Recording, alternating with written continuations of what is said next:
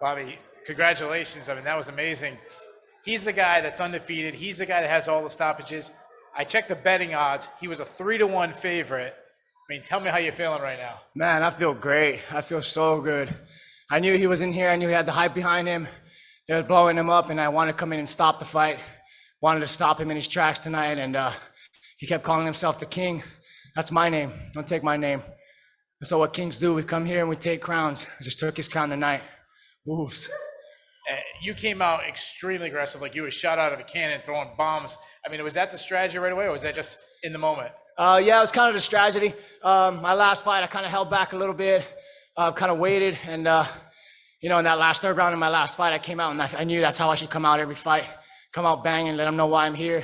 I know why I'm here. I know I deserve this. I've worked my whole life for this. I wanted to go out there and show it tonight.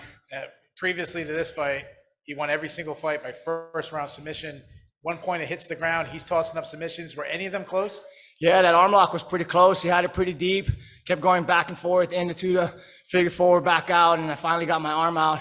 I felt it pop a little bit, but it was not going to stop me tonight. I know he promised he was going to stop me in the first round, and it kind of definitely lit a fire under me, and I wanted to prove it. He wasn't going to do it to me tonight, and I'm glad it did to him.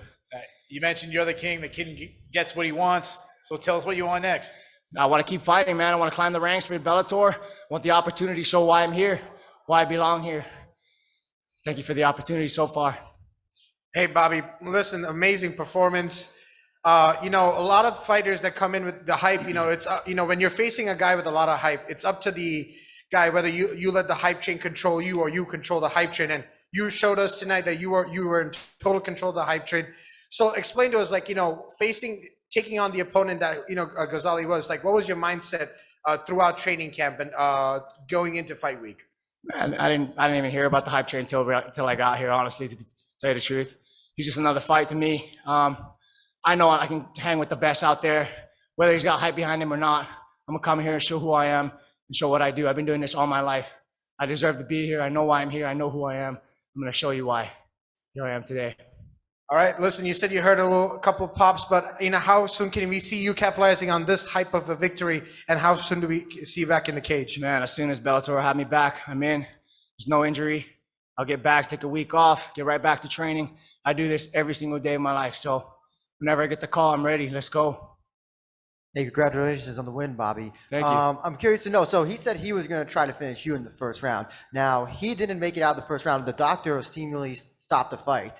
Did you have any idea that that's how the fight stopped, or what was you thinking, going to potentially the next round? Man, if I went to the second round, I knew I was going to knock him out. He wasn't going to last the first minute of the second round.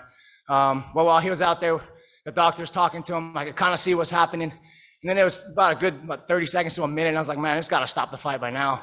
And I know his coach is kind of mad and didn't want him to stop, but what can you do, man? Unfortunately, it's not the way I wanted to win, but hey, a win's a win at this point. Also, just want to know more about what you're wearing right now. Tell us why this is important to you, and it gives you inspiration of any kind. Yeah, this is from my culture from Hawaii. Wear this as a lei, just gives me power, mana, from my family back home. There's a lot of spiritual mana that comes with this, and definitely brought it tonight. We're going to go to one on the Zoom here. Kobe, go ahead. Hi, Bobby. Dominant performance. You look fantastic out there. Given his history of submissions, were you resistant at all to go to the ground with him or no? Yeah, definitely. I mean, I didn't want to play his game. I wanted to keep it to my strengths, but I knew even if we went to the ground, I could handle my own against him. I train with a lot of black belts, high-level black belts, Coach Anthony Lobato, Bryce, a lot of guys, my boy Dex. So I wasn't worried about his ground game as much as he thought he was going to finish me. I just didn't want to let him play his game tonight. I wanted to play mine. Yeah, and toward the end of the first round there, you did take him down to the ground and you went for a submission finish. Is that because you knew you basically had him beat at that point? Yeah, I knew it was pretty deep. I thought I was going to finish him, honestly, but my leg slipped over his head. He kind of rolled over.